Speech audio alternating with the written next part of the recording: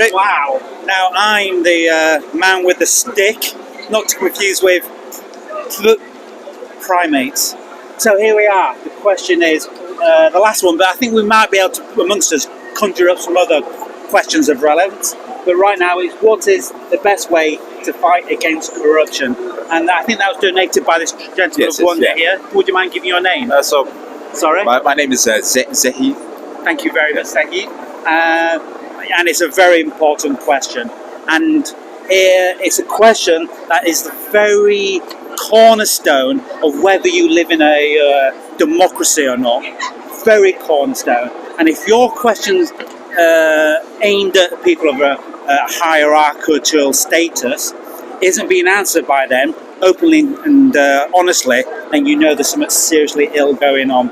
Because fundamentally, there should be nothing hidden in any government. If there's any secrecy in government, if anything decisions are being made are not open, explained, like a maths test, you don't just give the answer at the end. You have to give maths. You give the workings out.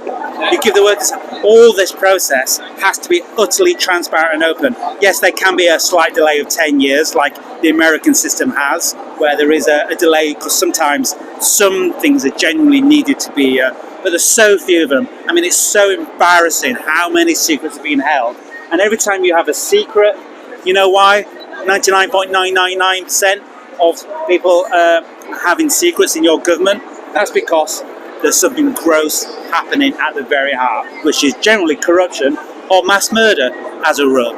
So, right, I'm opening that up to, and it was your question, so you should definitely. I mean, I don't know if there's any real.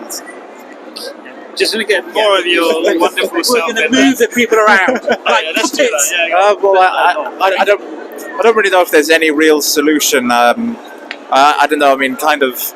I guess I'm kind of into like the Buddhist thing. So from my sort of spiritual beliefs, I mean, Buddhism kind of says the world kind of reflects your mind to a certain extent. So, I mean, I don't know if we can really take down these whole corrupt institutions, but I think what we can do is just try in our own lives to be a bit less corrupt in the sense, maybe try to be a bit more honest, a bit more compassionate, a bit more kind, understanding.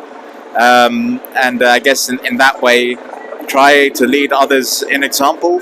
And I mean, I don't know if that's a solution to kind of fight government corruption, but it's a start. That's very passive.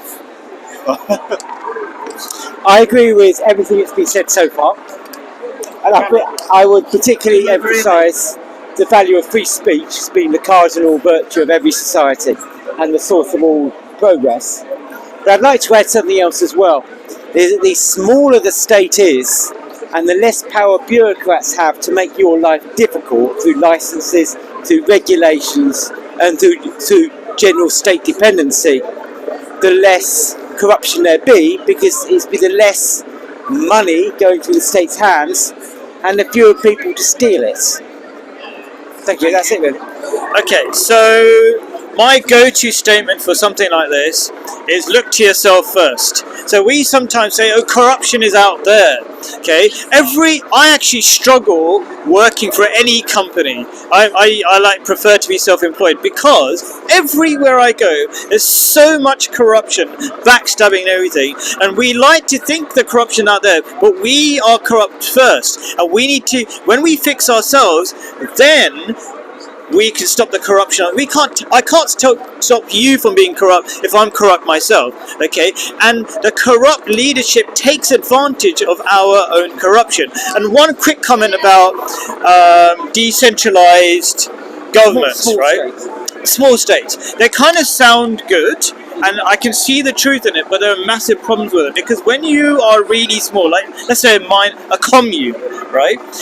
And you work independently of other people. You have less resources to share with each other, so it becomes a bit of a problem when you don't have a wide range of problems. So say you got starvation or whatever it is, the crops fail in your local area. If you've got a big state, then you can solve that problem. Or if you're international, if you know how to cooperate with other people, you can solve these problems. So you need to be able to work with other people, and I think morality is the heart of solving these problems. Can I just say, you didn't quite understand something there. Yeah. When I said the small state, I didn't mean a geographically sort of micro-states. What I meant is a small state in that it employs relatively few people and consumes a relatively small percentage of the country's resources.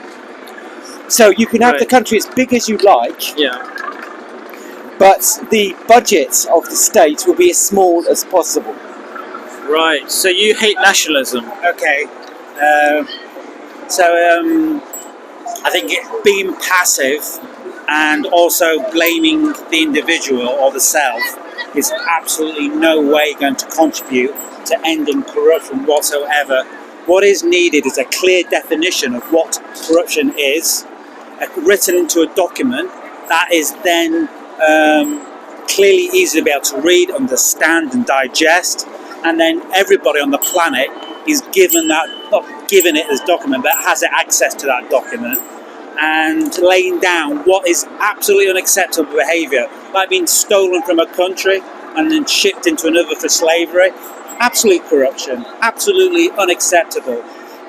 So firstly, we do have to be very proactive. We have to understand that the self has no political power whatsoever, and as soon as each person is infused with political power through a constitution, which is then sent through a prism of democracy, that shining light that comes from that will end corruption on a mass industrial scale, which is happening now. My quick comment on that would be, first of all, I don't really believe necessarily in democracy. I think there's loads of problems. Look at how do we keep voting in the worst prime ministers and governments all over the place? There's a certain issue with that. You need just and good leadership who you can trust to get on with the business of leading. Because I'm not an expert in economics or whatever if I'm cleaning toilets, I'm not going to tell you how to run the government, right? You don't need that kind of democracy. And I forgot what else I was going to say, but anyway, yeah. Would you like to come back in? Yes. What I said? What both of you said. On the subject of democracy, now, what can democracy do? What can it not do? It can't solve every problem, obviously. I mean, if you vote in idiots, then you get the idiot you voted for. What it can do is like a safety catch. Now, in countries that don't have elections, you get an idiot, and you protest against the corrupt idiots, and the idiot removes you.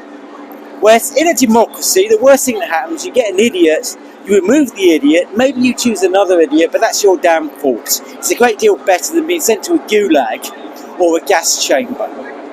That's it. But it's not always the case that happens in history. Lots of good kings. So, just to answer that and to come on that, firstly, I would argue that everyone here so far has said that democracy doesn't work, but they've never actually lived in a democracy. What you experience in reality right now is a benign dictatorship hidden in a democracy to excuse its horrific power abuses and blames people instead of blaming the people in power who are the hidden, not hidden, as in some sort of a sinister sect. Hidden in plain sight, that's what I'm looking for. Hidden right in front of you. But Tony Blair never got elected here, because we never got the chance to choose our leaders. They choose the leaders for you. That's what I mean, he never got elected. And that's their idea of democracy. You can have Boris Johnson or Tony Blair. Both are the same people. Both have the same ideas, dreams. One of them is embarrassed about it, Tony Blair. The other is just blatantly upfront about mass murder and all that. That's the democracy you live in. Anyone disagree with that? Can I just one? Okay, so my ideas come from what I understand of Islam, and there's a great one phrase that I love. It says, "Your leaders are as you deserve," and I think there's a lot of truth in that. I'd kind of agree. I mean, I know you say the individual thing doesn't really play into politics, but I mean, I think it does. I mean, I mean, I think it does because I mean, with the people who, with the people who kind of, we vote for these, very corrupt politicians who have kind of, I wouldn't say dictatorship, I'd say more of a kleptocracy at this point. Like, I guess it kind of possibly ties into a dictatorship, but a very, very kleptocratic government we have at the moment. But the thing is, it's, I mean, we keep voting them in. I mean, like the Conservatives, they keep staying in power. This is true. We do keep voting them in, but we will talk. We missed a conversation which is online. I was talking about Oxbridge earlier, Yes. and gave a talk on Oxbridge, so that'll be online before this, or maybe it'll be there and it'll be clear. And that clearly, I was telling in that talk about Oxbridge how yes, they choose the politicians that you will vote for, but also they own all the media, all the political systems. So they've created a matrix for us where we run around blindly in this a maze with no sight or instruction of how to get to the other end, while they sit on top and laugh at the mice running around, eventually dying in a corner of hunger, which is literally what people are experiencing now in the West due to the gross inflation crisis we're having here, designed into society. Yes. Blaming individuals is too easy. Blaming the people who actually have all the power and resources is hard and terrifying. But an open discussion needs to be had on that, and a political change does need to happen, a democracy one. I think it's very dangerous to play the victim. As soon as you play the victim, you give up all responsibility and you've got no solutions. So I'm just going to tell you a solution. So all religions create communities, and they're very inclusive communities despite all the hate taught about religion. Okay, so Islam, all the religions, Christianity, Islam, Judaism, they bring communities together every week, once a day, and they also, like, at least in Islam, they talk about the truth in all the other religions. So that brings people together. When you're a community, then you're powerful. Then you will choose the leaders you really want. I don't believe one thing you said earlier on. You basically essentially said if you have a manifesto, a set of rules, okay, then that will solve the problem. That will not, because all these corrupt leaders, they always come up with manifestos and then break every single rule they made, and they are the best experts in going round their own rules. Who's created a manifesto? These corrupt parties. So Said they create a manifesto. Who's created these political parties that we vote in. They don't. What they do is they, as I've just outlined, in a democracy you're allowed to lie as long as you're lying for the right people. They do not create a manifesto. A manifesto is a legal document. There is absolutely no way on this planet that the politicians in the West ever put their name down to a legally binding commitment to what they are telling you. What they will do, though, is say any lie possible. That's because you live in a dictatorship. In a dictatorship, you're allowed to lie without any consequences whatsoever. In a democracy, if you lived in one, you would be punished to the maximum extent of the law, which could lead into prison, huge fines, and a complete deconstruction of you as a human, you as a political entity. So who is it who's funding you? What's your dreams, ambitions? What the secrets are you lying about? But listen, if you're corrupt, you can make all the laws you want and get around them. No, you can't. So you can. They do it all the time. My one question for you is there any substitute for morality and becoming better people? First, I'll answer the first criticism. Hitler had to get in power to destroy the rules, to stop him to corrupt, because the rules that were in place before Hitler got into power were stopping dangerous psychopaths getting into power. Hitler was never voted into power. He was helped by the Catholic Church that hates democracy and undermines democracy. So therefore, anybody that tries to undermine a democracy would have to be treated with quite a severe punishment. A political organisation like the Catholic Church, that is, because the Catholic Church led directly to World War II and the mass genocide of Christians and Jewish people. Okay, so you said The that law you. was there. Okay. The law set people free, but then dictators came along and then voted both of each other into power to Is there any destroy. substitute for morality or becoming better people? Morality of the better people is down to the substrate that we all stem from, and if that substrate is corrupt and hidden, everything's hidden in the political structure, which is what we've always lived in for thousands of years. This has always been the case. Therefore, everything that grows out of that substrate will be absolutely corrupt. I have no chance or opportunity of that. Only a society that is free for education, free of fear and political repression, and absolutely can shine a bright light in any darkness. Therefore, you will have a society which grows beautifully and morality. So, since it was your question, you can give a roundup of your thoughts of our answers. Me, Oh, sorry. Naughty boy. Sorry. I was your. Naughty boy, it's my question. Sorry, go on. So pretend I'm him, and I said that.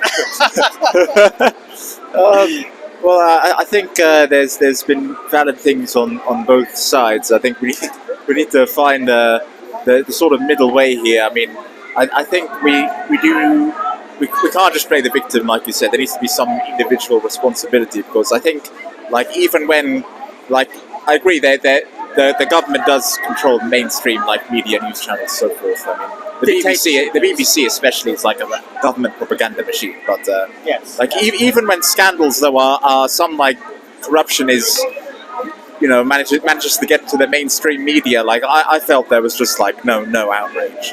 I felt like people just sort of tolerate this thing. Like there wasn't, from my knowledge, I mean, if I'm wrong, please correct me, but from my knowledge there was like no outrage. Like, and Boris Johnson broke his own rules and had these parties, like, there was no, like, mass anti-government protest to my knowledge, and so this is what I mean. I think we need to, there needs to be something in a communities, need to come together and fight a bit more. Like that's what I think, anyways.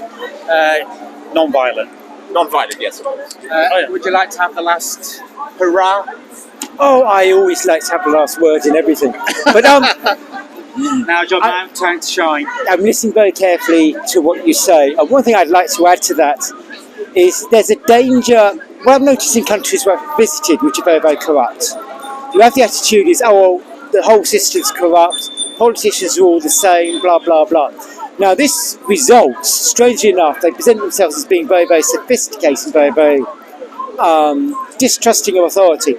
But what it actually manifests itself as is a form of passivity. So you no longer feel outraged at corruption, and you no longer expect honesty from anybody, and so therefore you don't hold people to account in quite the same way. We should realise that Britain, even in its imperfect state, to most of Europe, is a thing of wonder, a democracy that, to a degree, works. Now, being here, we can see the faults, but being anywhere else, we see a political class that's not so arrogant that they drive around in limousines and refuse to travel by public transport, and 101 other things that we don't appreciate in this country, such as surgeries with your MP. So anyway, just he's waving his watch around, so I will finish now. No, leave on a point. Okay, well that's just it. That's just it. Hold the country to high standards. Hold the political class to high standards, and believe that democracy and freedom is possible. Once you stop doing that, you're actually going to let everything wash over you with a cynical shrug of the shoulders. You don't have an opinion about holding yourself to account? That's included, yes. Okay, sorry, go on. Right, we're not going to end on that. Okay, now. go on. We're going to end up on the note that you concluded on, which Yes. I think is All right. very positive and constructive. Thank you. And I think it's a good way to end this section that we've concluded. Maybe we might discuss another question, Sure. but we'll discuss that before going to that. So I want to say thank you, everyone here. A round of applause to all of us. Thank you, thank you. Our time, energy to give you and us a better enlightenment of the world. Hey, it's Bob the Destroyer. No, it's all right. He's all right. He's all right. He's all right. He's all right. Okay. He's all right. Bob the Destroyer. Don't I'm believe this stopping the video. communist.